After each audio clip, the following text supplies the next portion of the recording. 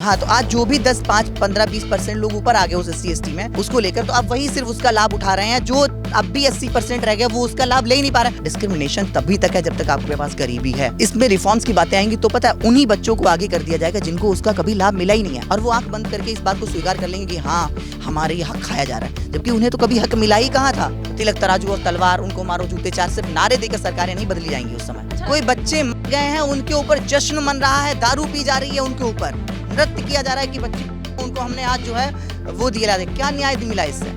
उन बच्चों को क्या न्याय मिल गया ऐसा? सिर्फ और सिर्फ आप इस चीज का जश्न मना रहे कि हमने आज राजनीतिक उपस्थिति दर्ज करा दी है। अगर रियल रिफॉर्म चाहिए तो रियल चीजें चाहिए तो रियल काम करने पड़ेंगे। उस बच्चे तक शिक्षा पहुंचानी पड़ेगी जो कबाड़ा बेच रहा है, जो कबाड़ी का काम कर रहा है। उस बच्चे तक शिक्षा पहुंचानी पड़ेगी जो डेयरी पर दूध ले जाने का काम कर रहा है। उस बच्चे तक शिक्षा पहुंचानी पड़ेगी जो बच्चे जो है झाड़ू लगा रहे हैं, किसी के घर घर जाके बर्तन साफ कर रहे हैं। CJP ने स्टूडेंट के लिए, छात्रों के लिए एक मुहिम शुरू किया जिसमें धर्मेंद्र प्रधान के इस्तीफे की मांग की गई। धर्मेंद्र प्रधान ने इस्तीफा भी दिया, लेकिन क्या सिर्फ इस्तीफे से छात्रों का जो तमाम मुद्दा था वो सॉल्व हो गया, समस्या का समाधान निकला?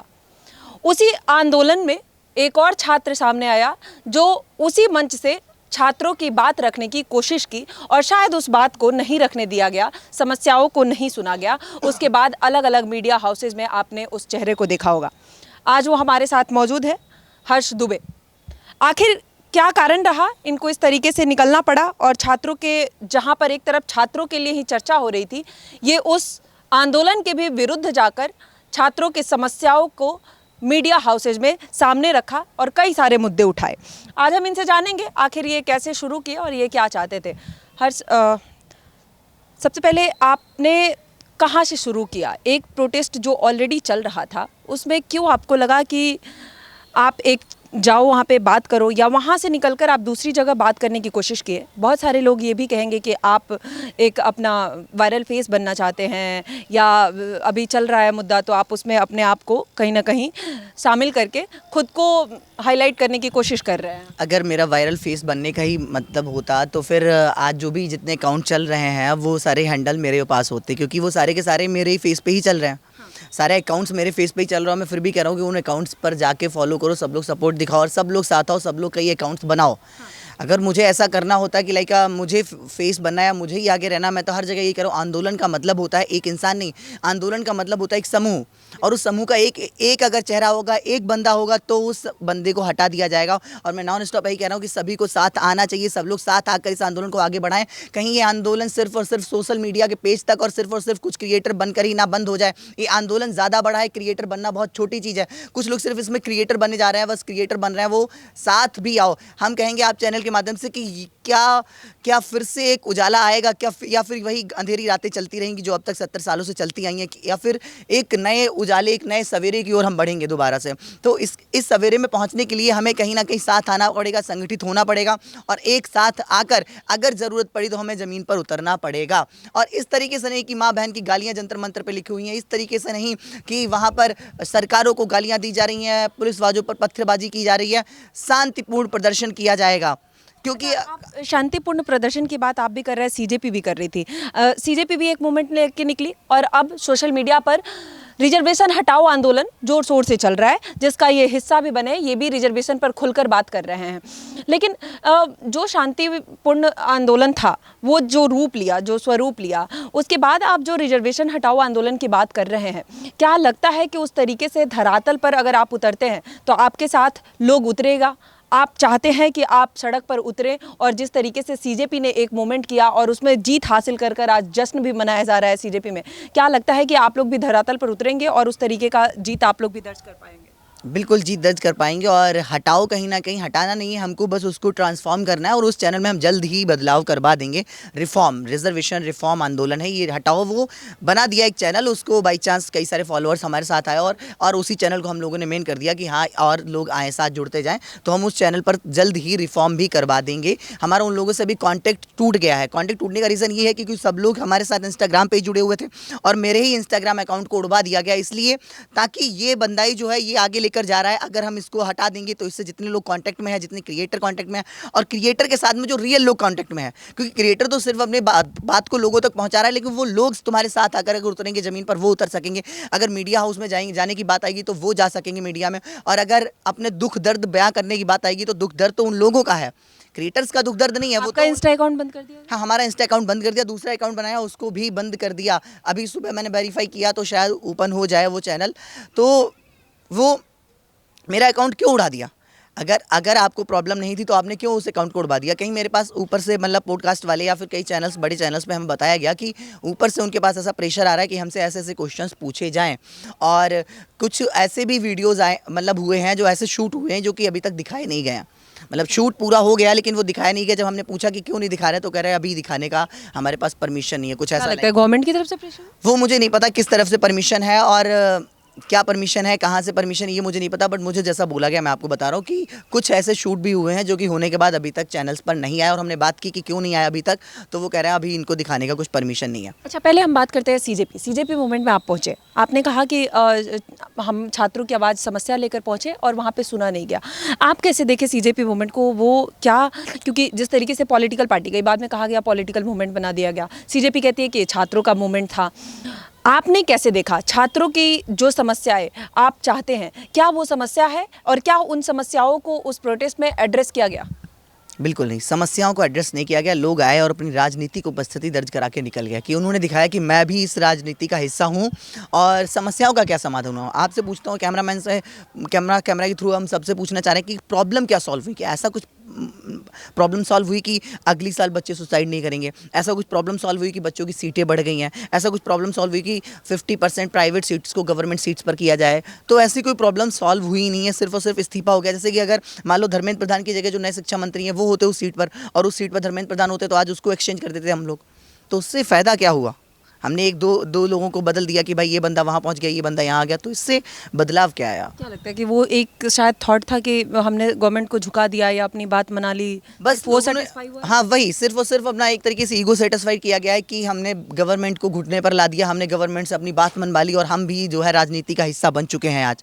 तो वहाँ लोगों ने राजनीतिक उपस्थिति दर्ज कराई लेकिन सॉल्यूशंस नहीं हुए। मेन समस्या क्या है छात्रों के साथ? अगर मैं, आप एक छात्र हैं, नीट एस्पिरेंट रहे हैं आप, अगर मैं आपसे पूछूं कि एक्चुअल में अगर समस्या बताया जाए तो क्या है छात्रों की समस्या? बच्चों के पास कहीं ना कहीं कई ऑप्शंस नहीं है। जैसे कि एक बच्चा एसएससी की तैयारी करता है, उस बच्चे के पास थोड़े बहुत ऑप्शंस होते हैं कि अगर उसने इस सब्जेक्ट को पढ़ा है, current affairs, GS, reasoning, math, तो ये कई सारे सिलेबस में पूछा जाता है। लेकिन जो नीट का बच्चा होता है वो सिर्फ फिजिक्स, केमिस्ट्री, बायोलॉजी पढ़ता है, जो कि कई सारे एग्जाम्स में नहीं पूछा जाता है, जो सिर्फ कहीं ना कहीं नीट के ही एग्जाम में पूछा जाता है। तो फिर उसके पास कहीं कोई ऑप्शन नहीं बचता कि इस सिलेबस को पढ़ के वो और कहीं एग्जाम क्रैक करके और कोई जॉब सिक्योर कर सके, तो नहीं कर सकता है।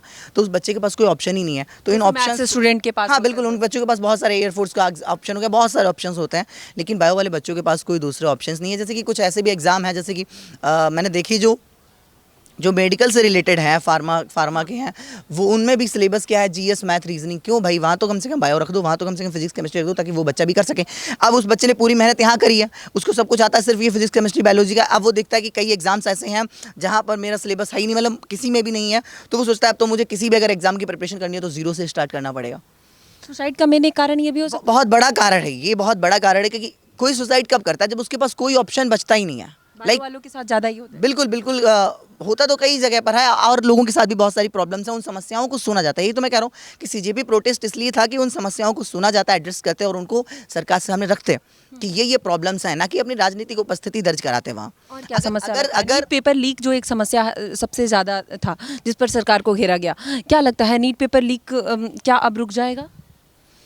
मुझे कहीं नहीं लगता है कि पेपर लीक रुक जाएगा। जैसा कि 2024 में भी इस पर एक बना था कि हमने एक नियम कानून बना दिया है और अगली बार से पेपर लीक नहीं होगा। फिर 2026 में एक साल बाद ही कैसे रजिस्टर्ड है कि हाँ भाई लीक हुआ है 2026 में भी, जबकि 24 में कानून बने।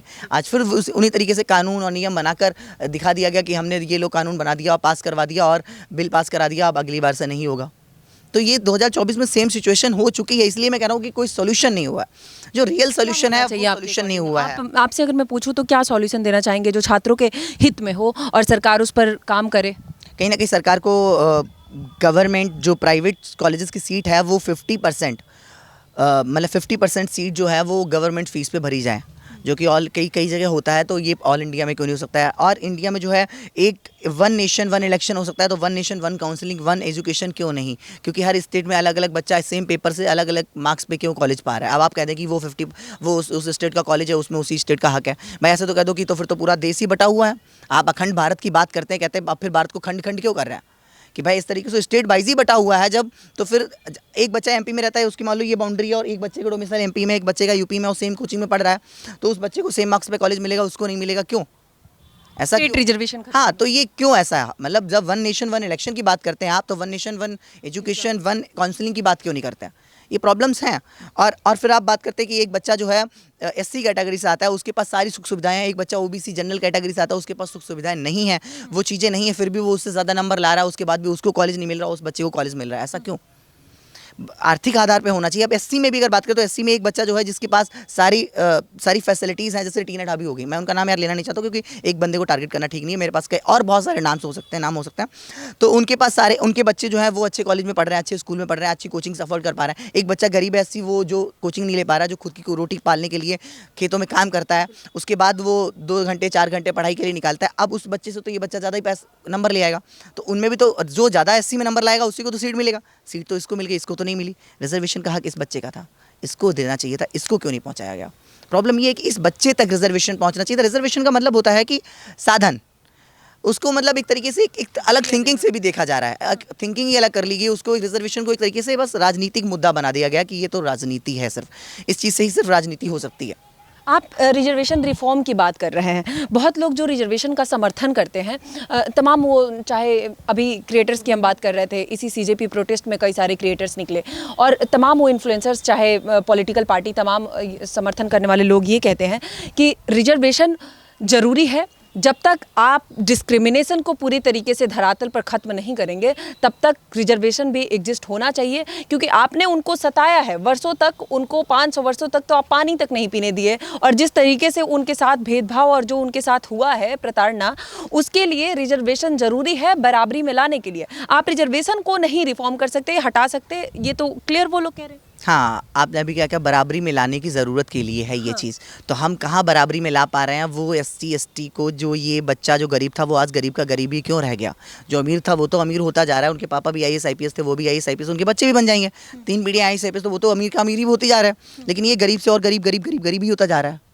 तो इसमें रिफॉर्म्स की ज़रूरत है। उस समय अलग समय था, उस समय वो चीज़ें करेगी क्योंकि मोस्ट ऑफ लोग वहाँ ज़्यादा गरीब थे। वहाँ देखा गया कि 95% लोग यहाँ गरीब ही हैं, 5% ही लोग सही हैं। तो सीधे सीधे वो कह दिया कि सीधे सीधे इस कास्ट को ही दे देते हैं रिजर्वेशन। फिर कहा, उसमें लिखा भी संविधान में गया कि 10 साल में इसमें रिफॉर्म किए जाएँ। आज वहाँ जो भी, हाँ, आज पॉलिटिशियंस के लिए था हाँ रिफॉर्म की बात। हाँ, तो आज जो भी 10, 5, 15, 20% लोग ऊपर आ गए उस एससी एसटी में, उसको लेकर, तो अब वही सिर्फ उसका लाभ उठा रहे हैं। जो अब भी 80% रह गया वो उसका लाभ ले ही नहीं पा रहे हैं, और भविष्य में भी उनको लाभ नहीं मिलेगा इस चीज़ का। आप जिस रिफॉर्म की बात कर रहे हैं, अगर ये रिफॉर्म होता है तो कैसे होना चाहिए? क्या रिफॉर्म के बाद जो लोकल लेवल पर अभी भी ग्रामीण क्षेत्र में कहा जाता है डिस्क्रिमिनेशन है, क्या वो खत्म होगा? या अभी भी अगर नहीं रिफॉर्म हुआ है तो क्या वो लगता है कि खत्म होने का चांस है? आपको दिखाई दे रहा है? अगर मैं गवर्नमेंट की तरफ से पूछूं, गवर्नमेंट को लगता है कि इतने वर्षों में रिजर्वेशन देने के बाद कोई ऐसा स्वरूप है, गवर्नमेंट ने कोई ऐसा डेटा दिया हो कि इतने वर्षों के रिजर्वेशन में कितने लोगों को उस चीज़ से बाहर निकाला गया है, रिजर्वेशन से कितनी बड़ी आबादी आज अपने उस डिस्क्रिमिनेशन को ही लेकर या तमाम चीज़ों में ऊपर उठकर आई है, आर्थिक लेवल पर वो ऊपर बढ़ी है? ऐसा कोई डेटा आपको दिखाई देता है या गवर्नमेंट को आपको लगता है कि पेश करना चाहिए? बिल्कुल, टीना ढाबी जो हो गई उनके लिए कोई डिस्क्रिमिनेशन बचा है आज? चिराग पासवान, उनके लिए कोई डिस्क्रिमिनेशन बचा है आज? क्या आज नरेंद्र मोदी के लिए कोई डिस्क्रिमिनेशन बचा है? क्या अखिलेश यादव के लिए कोई डिस्क्रिमिनेशन बचा है? बताइए, ये लोग क्या उससे आते हैं, क्या नाम, सवर्ण समाज से आते हैं? ब्राह्मण है क्या? नहीं है। अगर तुम खुद ब खुद ऊंची पोस्ट पर पहुंच जाओगे, एक बार एमबीबीएस बन गए, आईपीएस बन गए, आईएएस बन गए, तो तुम्हारे लिए डिस्क्रिमिनेशन खत्म। और वो खत्म कब कर पाओगे? जब उस बच्चे को पढ़ाओगे। लेकिन आप वो खत्म करना ही नहीं चाहते हो। वो तो तभी खत्म कर पाओगे जब वो बन पाएगा। आप बनाना ही नहीं चाहते हो, आप इनमें लड़ाना ही चाहते हो। आप चाहते हो कि ये लोग लड़ते रहें और मरते रहें और हम इस पर राजनीति करते रहें। ये कौन चाहता है? गवर्नमेंट चाहती है, सत्ता पद चाहता है, प्रतिपक्ष चाहता है, देश की राजनीति चाहती है इस बात को कि ये ऐसा ही होता रहे और हम इस पर राजनीति करते रहें और अपनी रोटियां सेकते रहें और खुद सत्ता में बैठे रहें। खुद ब खुद डिस्क्रिमिनेशन खत्म हो जाएगा। आज टीना ढाबी के घर जाओ, आप चाय पियोगे, पानी पियोगे, सब पियोगे। वहाँ मिलने को घूमोगे कि मिलने मोदी के घर जाओगे, आप कहोगे हम उनके घर खाना नहीं खाएंगे। आप चाहोगे उसकी टेबल पे बैठे खा लूँ, मजा ही आ जाए, एक बार फोटो हो जाए, बस इंस्टा पे ये लोग पॉपुलर। अखिलेश यादव से मिलने जाओ, कहोगे कि यार मैं तो ब्राह्मण, मैं इनके साथ खाना नहीं खाऊं। कितने लोग खाना खाते हैं उनके साथ। तो डिस्क्रिमिनेशन तभी तक है जब तक आपके पास गरीबी है। उस गरीबी से निकालने की आपको बच्चों को एजुकेशन देना पड़ेगा, उन बच्चों तक एजुकेशन पहुंचाना पड़ेगा। सिर्फ राजनीति करते रहोगे उन बच्चों पर। अब आज जब इसमें रिफॉर्म्स की बातें आएंगी तो पता है उन्हीं बच्चों को आगे कर दिया जाएगा जिनको उसका कभी लाभ मिला ही नहीं है, और वो आंख बंद करके इस बात को स्वीकार कर लेंगे कि हाँ हमारे ये हक खाया जा रहा है, जबकि उन्हें तो कभी हक मिला ही कहाँ था। उन बच्चों को हक मिला ही कब था? वो तो बच्चे आज भी गरीब की गरीबी हैं। उनके घर में कौन IAS IPS MBBS बन पाया? कोई नहीं बन पाया। तो वो तो आज भी वहीं के वहीं हैं, और जो लोग बन गए वही कहेंगे कि तुम्हारा हक खाया जा रहा, तुम्हारा हक खाया जा रहा है, SC का, हमारे समाज का हक खाया जा रहा है। वो लोग इनको मोटिवेट करेंगे और ये लड़ने आ जाएंगे। अब देखिए, आपने कहा लड़ने के लिए, और इनके पास इतना तक पैसा नहीं होगा कि लड़ने के लिए बस करके दिल्ली तक आ सके या कहीं जा सके। इनको उसके लिए भी पैसा दिया जाएगा। वो कौन दे रहा है? वो उन्हीं समाज के जो ऊपर के लोग हैं, जो इसका फायदा उठा रहे हैं नॉन स्टॉप। जो कुछ 10-15 लोग % उसका फायदा उठा रहे हैं, वो इनको मोटिवेट करेंगे, वो इनको इन्फ्लुएंस करेंगे और ये इनको लड़वा देंगे। जैसा कि CJP प्रोटेस्ट में हुआ, मुद्दा किसका था? बच्चों का था। लड़वा किसको दिया? बच्चों को लड़वा दिया। खुद सेफ के सेफ, और पूरी राजनीति किसने झेली? कि हमने राजनीति में अपना कदम जमाया, वर्चस्व बनाया। और लड़वाया किसको? बच्चों को। लाठी किसने खाई? बच्चों ने। पत्थरबाजी किससे करवा दी? बच्चों से। उनके ऊपर जो लोग जो भी स्टेज पे थे, उनमें से एक भी नाम बताओ जिसके ऊपर लाठी पड़ी हो, उनके खून निकला हो। खून किसके निकला है? सिर्फ और सिर्फ वही बच्चों के जो रियल बच्चे थे। तो ऐसे ही यहाँ भी किया जाएगा कि जो लोग नीचे हैं उनको आगे लाया जाएगा कि तुम लड़ो जाकर, तुम्हारा हक खाया जा रहा है। लेकिन उन्हें हक मिला ही कब? उन्हें हक मिला ही कब? अच्छा, आप ये बात जो कह रहे हैं, कुछ जो दलित लोग आगे बढ़ गए हैं, ऊपर निकल गए हैं, वो इस अपने समाज को ऊपर उठाने के लिए बाबा साहब को मानने वाले लोग, बाबा साहब की दुहाई देने वाले लोग क्या करते हैं, कैसे करते हैं? सबसे बड़ा मैं नाम लेना चाहूँगी चंद्रशेखर रावण, जो सबसे ज़्यादा दलितों के सबसे बड़े नेता बनते हैं। बहुत सारी बातें करते हैं वो, जहाँ कहते हैं दलित का इतना बड़ा भीड़ उनके साथ इकट्ठा होता है। हमने CJP प्रोटेस्ट में भी देखा, तमाम वो लोग जो जय भीम के नारे के साथ और सबसे पहले पत्थरबाजी करने, मॉब लिंचिंग करने और इस तरीके की हरकतें करने वो खुद पहुँचते हैं। हमने ग्राउंड पर देखा है और ये सारी चीज़ें झेला है। ये लोग उन दलित बच्चों के लिए, उन तमाम छात्रों के लिए ये लोग क्या करते हैं? आपको क्या लगता है कि कभी इन लोगों ने, जो सबसे बड़े नेता बनते हैं दलित के, वो अपने ही समाज के लोगों के लिए कभी कोई रिफॉर्म्स लाने की कोशिश की? उनके लिए, चाहे वो छात्रों के लिए कोई बड़ा लाइब्रेरी बना दे, स्कूल खोल दे, या उनको आगे बढ़ाने के लिए कोई स्टेप उठाते हुए आपको ये लोग दिखते हैं? हाँ, ये तो समाज जानता है कि कोई स्टेप नहीं दिख रहा है। आप भी इस क्वेश्चन को कर रहे हैं पॉइंट आउट कि भाई कोई स्टेप लिया इन लोगों ने इस चीज़ को लेकर, सिर्फ और सिर्फ आपको लड़ाने के लिए कि आओ चलो जंतर मंतर चल के जो है वो पत्थरबाजी करवाएंगे तुमसे कि क्या याद रखोगे। इस तरीके का मोटिवेशन दे रहे हैं उनको सिर्फ लड़ा धमका कर खुद उस पर बैठ रहे हैं, जबकि उनको खुद पता भी है। ऐसा नहीं है कि चंद्रशेखर नहीं जानते कि हम ये इस राजनीति को कर रहे हैं, वो यही राजनीति ही इसको समझते हैं। देश में राजनीति को गंदा क्यों बोला जाता है? क्योंकि इस तरीके की राजनीति है और राजनीति से पूरा देश चल रहा है। हर देश में सारे काम राजनीति से ही हो रहे हैं। सारे के सारे जो भी लीडर्स बनते हैं, जो भी कुछ बनता है, सबकी सब राजनीति से ही बनते हैं। तो पूरा देश राजनीति से चल रहा है और वही गंदी है, तो देश में गंदगी तो फैलेगी। क्या हमें राजनीति को सुधारना नहीं चाहिए? क्यों हम ऐसा क्यों नहीं बोलते कि राजनीति बहुत अच्छी है? हम उसको गंदा ही क्यों बोलते हैं? क्योंकि हमने उसको गंदा कर रखा है, तो उसको सुधारने की ज़रूरत है। अभी तक क्या ज़रूरत आई नहीं आई लोगों के अंदर। जैसे जो लोग अच्छे होते हैं उनके बस यही सबसे बड़ी प्रॉब्लम होती है कि वो कभी आगे निकल के नहीं आना चाहते हैं। वो कभी नहीं चाहते कि हम जो है लड़े बड़े जाके, वो चाहते चलो यार जैसा चल रहा है सिंपल चलने दो, क्यों मार डंडे चलेंगे। वो कभी लड़ना नहीं चाहते, वो आंदोलनकारी क्रांतिकारी नहीं बनना चाहते। उसमें से ही कोई एक क्रांतिकारी बनकर आते हैं। कुछ लोग क्रांतिकारी बनकर आते हैं, जैसे कि मेरे साथ कई क्रांतिकारी लोग जुड़ना चाह रहे थे, जिनको जुड़ने नहीं दिया जा रहा कि ये एकजुट हो जाएंगे तो देश में अब हमें डेवलपमेंट के साथ सरकारें बनानी पड़ेंगी। सिर्फ लड़ा भिड़ाकर, जाति पाति और धर्म, इन चीज़ों में लड़ाकर भिड़ाकर लोगों से राजनीति नहीं कर पाएंगे। फिर हम ऐसे PDA समीकरण, MY समीकरण TV पर चलाकर सिर्फ राजनीति नहीं कर पाएंगे। हमें वहाँ डेवलपमेंट पहुँचाना पड़ेगा, हमें उन बच्चों को पढ़ाना पड़ेगा, फिर हमें ये सारे काम करने पड़ेंगे, हमें काम करना पड़ेगा। फिर सिर्फ ये एक नारे देने से कि तिलक तराजू और तलवार, उनको मारो जूते चार, सिर्फ नारे देकर सरकारें नहीं बदली जाएंगी उस समय। अच्छा, ये EWS एक आया रिजर्वेशन, तो अब कहा जा रहा है कि उनके लिए EWS बना, तो तब भी आप संतुष्ट क्यों नहीं है? मैं कह रहा हूँ कि सबको समान क्यों नहीं किया जा रहा? खुद समानता की बात, सब समान नहीं है। ये लोग खुले कह रहे हैं क्योंकि सब समान नहीं है। खुद समान नहीं है, समान होना चाहिए। क्यों नहीं समान है? क्योंकि वो लोग राजनीति बेस पे ही सामान्य नहीं। हाँ, ये लोग राजनीति कर करके। अच्छा, एक बात बताइए, वाल्मीकि जी कौन थे?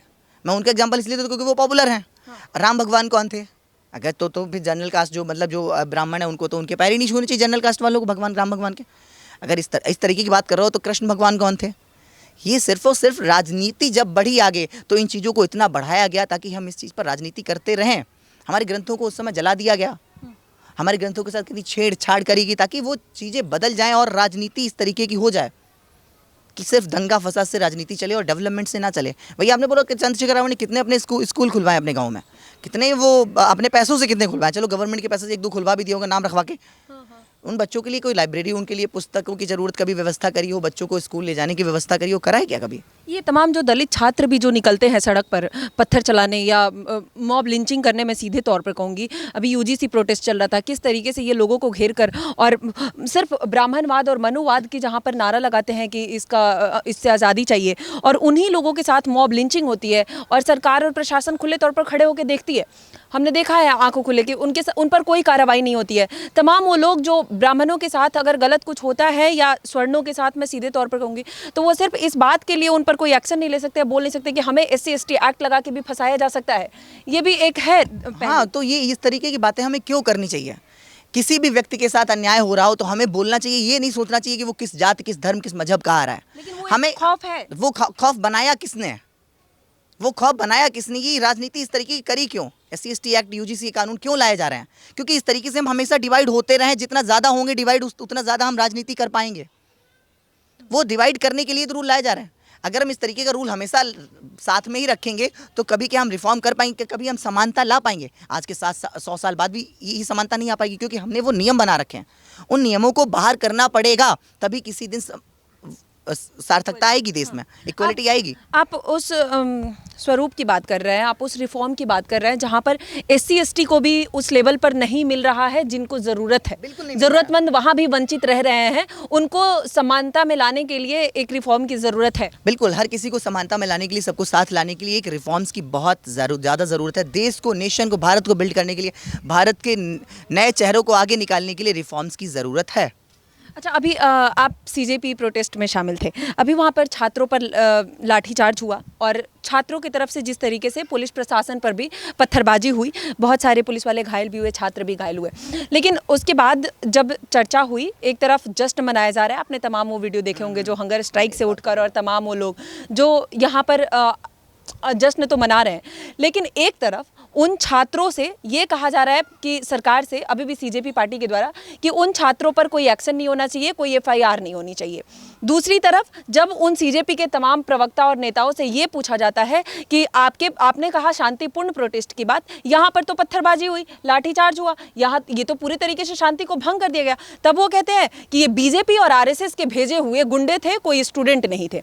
मेरा सवाल है कि अगर ये BJP और RSS के भेजे हुए गुंडे ही थे, अगर उन पर कार्रवाई हो रही है, तो फिर CJP क्यों कार्रवाई होने नहीं दे रही है? फिर उनको छात्र करके बचाने की कोशिश क्यों कर रही है?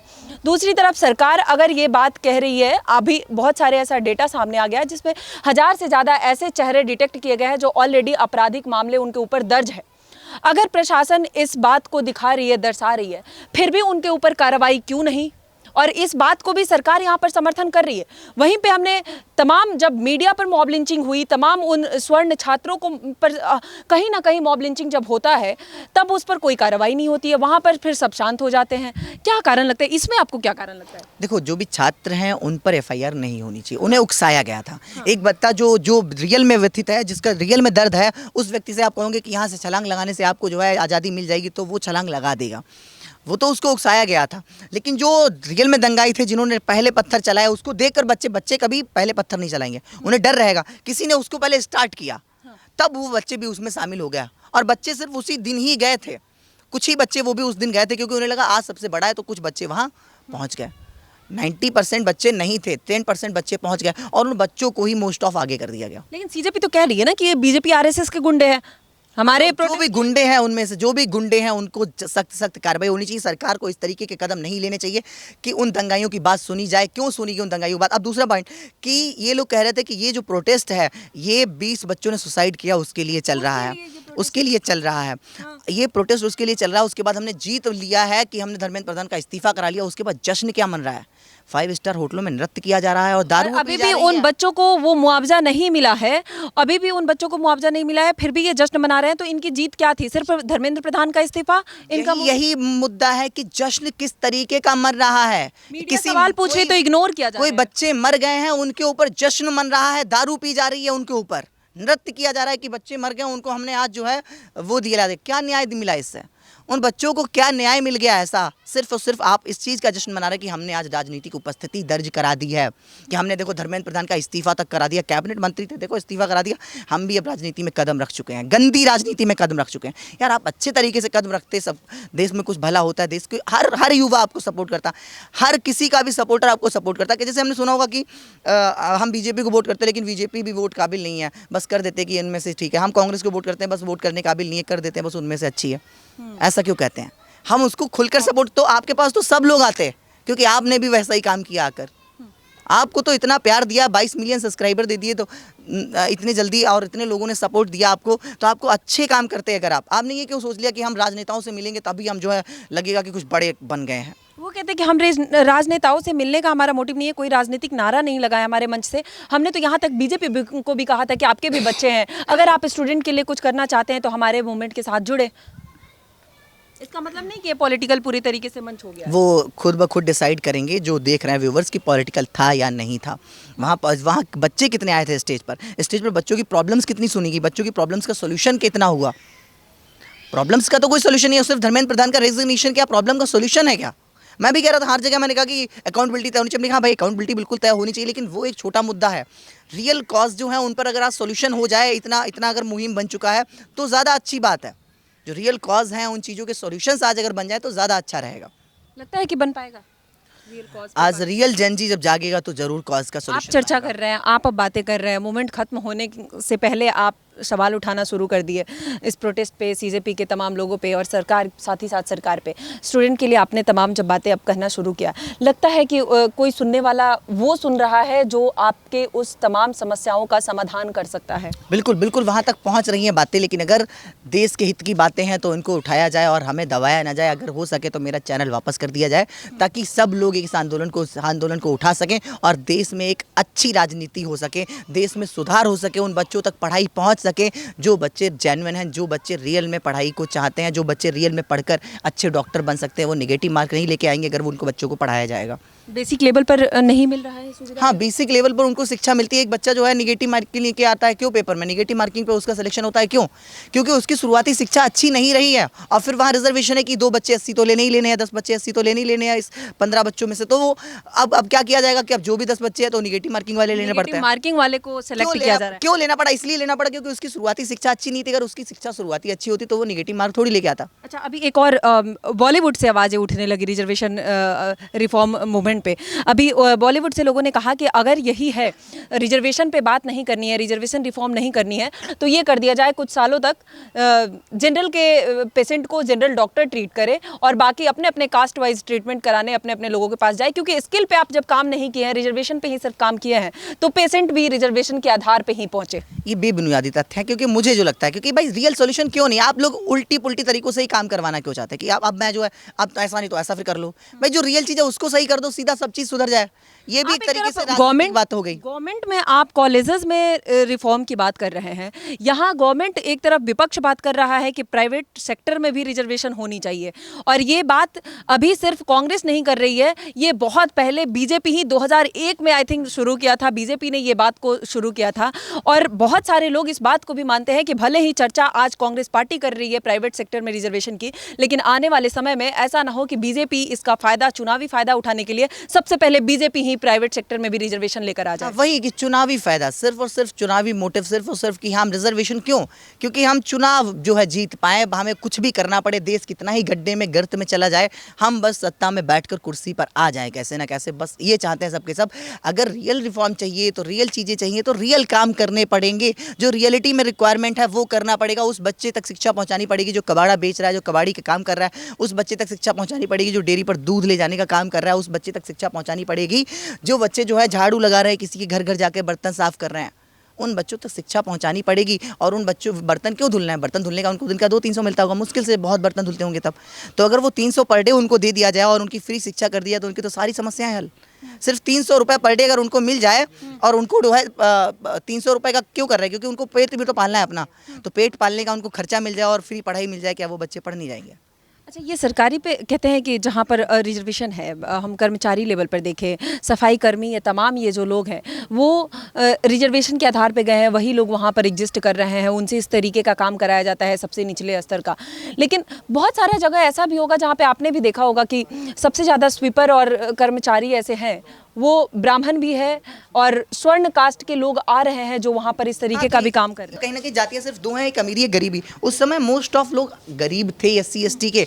आज कई लोग उसमें से उस कैटेगरी को पार कर चुके हैं और आज सिर्फ उतने ही लोग उस चीज़ का फ़ायदा उठा पा रहे हैं। सिर्फ उतने ही लोग जो लोग उस गरीबी रेखा को पार कर गए और अच्छे पोस्ट पर पहुंच गए, अब सिर्फ वही 15-20% लोग उस आरक्षण का फ़ायदा उठा पा रहे हैं, जो कि रिजर्वेशन रियल जिस बच्चे का है कि उस बच्चे तक नहीं पहुंच रहा है। इकोनॉमी के आधार पर इसको करना चाहिए। हाँ, इकोनॉमिक आधार पर हमें खुद आइडेंटिफाई करना पड़ेगा भाई। जब हम वोटर लिस्ट हर 5 साल में बनवा सकते हैं तो गरीब बच्चों को तो आइडेंटिफाई कर सकते हैं कि किनको समस्याएं हैं। कितने ही बच्चे फुटपाथ पे पड़े रहते हैं अकेले, क्या उन बच्चों तक पहुंचाना चाहिए शिक्षाओं को? क्या उन बच्चों तक चीज़ें नहीं पहुंचनी चाहिए? कि कितने लोग गरीब जो है ज़मीनों पर लेटे रहते हैं, उन तक नहीं पहुंचनी चाहिए चीज़ें? क्या गवर्नमेंट की कहना गलती है? उन चीज़ लोगों तक पहुंचाया क्यों नहीं जा रहा है? अब उनको जानने के लिए हमें कहीं ना कहीं उनके बीच उतरना पड़ेगा। जैसे पुराने ज़माने में राजा होते थे, वो अपना भेष बदल के प्रजा में चले जाते थे, 10-10 दिन वहीं रहेंगे ताकि वो रियल चीज़ जान पाए। मोदी अपनी दाढ़ी बड़ा करके जो है जाए, या कोई राहुल गांधी अपनी दाढ़ी बड़ी करके जाए, तो इससे अच्छा ये है कि वहाँ जो लोग काम कर रहे हैं, जैसे कृषि मंत्री होगा, तो वो जैसे मामा जी कृषि मंत्री हैं शिवराज सिंह चौहान, तो उन्होंने कितने साल कृषि करी। अब मैं ये नहीं कह रहा हूँ कि वो जाके फावड़ा चलाएं, खेतों में जाके काम करें।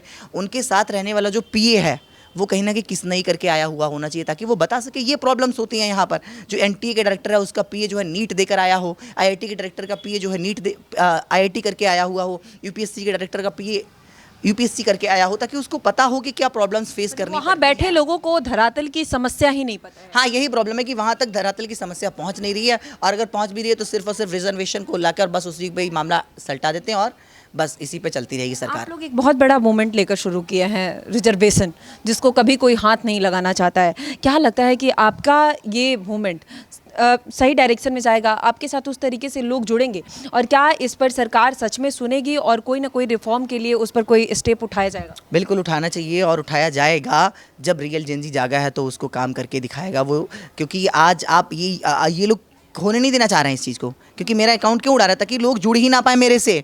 अगर ये क्रांति आई तो देश में क्रांति आ जाएगी और देश में हर तरीके के सुधार की मांग की जाएगी कि ये सुधार किया जाए, ये सुधार किया जाए। और हम राजनीति सिर्फ और सिर्फ लड़वा के भिड़ा के जात पात और रिजर्वेशन इन चीज़ों पर ही नहीं कर पाएंगे। हमको काम करना पड़ेगा, गरीब बच्चों को पढ़ाना पड़ेगा, हमें गरीब बच्चों तक एजुकेशन पहुँचानी पड़ेगी। जो भी जिनके पास जो भूखे सोते हैं रात को, उन तक खाना पहुँचाना पड़ेगा। जो सड़कें टूटी रहती हैं उन सड़कों को सही करना पड़ेगा। जो नालियाँ दिन रात भरी रहती हैं, नहरों की तरह गलियाँ बह रही हैं, उनको सही करके हमें राजनीति में आना पड़ेगा। क्यों नहीं कर सकते? हमें करना चाहिए। हमें सारा पैसा वहीं लगाना चाहिए, ना कि हमें लड़वाने भिड़ाने में सारा पैसा देना चाहिए। थैंक यू सो मच हर्ष। ये बहुत बड़ा एक मुद्दा है अपने आप में और बहुत बड़ा सवाल है।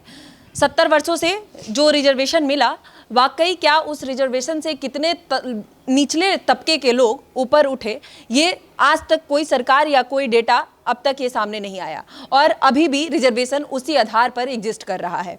तो ये अपने आप में एक बहुत बड़ा सवाल है। आज फिर से एक बार एक यूथ निकला है और ये लोग सोशल मीडिया पर निकले हैं और ये बात कहना चाहते हैं कि रिफॉर्म की ज़रूरत है। कोई रिजर्वेशन हटाओ नहीं कह रहा है, रिफॉर्म की ज़रूरत है और शायद सरकार को भी उस पर सुननी चाहिए, जो कि अब तक इनके अनुसार इनका अकाउंट बंद करके कहीं ना कहीं इसको रोकने की कोशिश की जा रही है।